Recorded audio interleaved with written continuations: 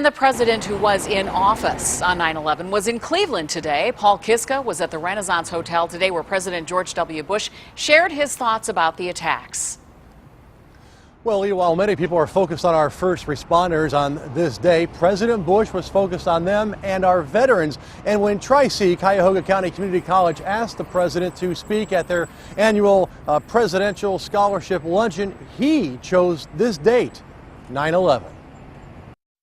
President George W. Bush told the crowd gathered at the Renaissance Hotel for Tri-C's Presidential Scholarship Luncheon that he's always believed those who offer a safe haven for terrorists are terrorists.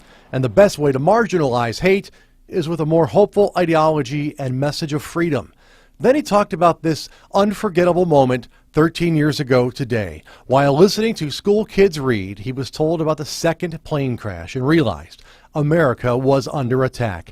President Bush said leaders need to stay calm and confident in a crisis.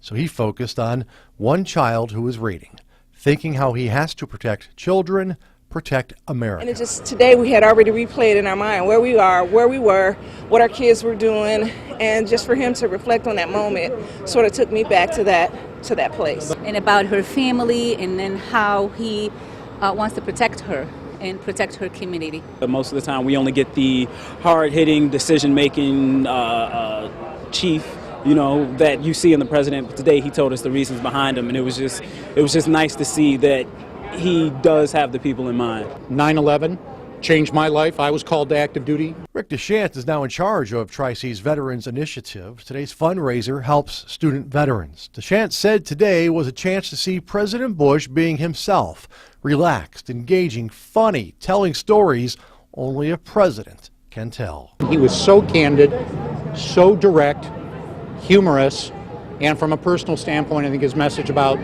what it means for him to be in the presence of veterans and our military personnel was especially meaningful today.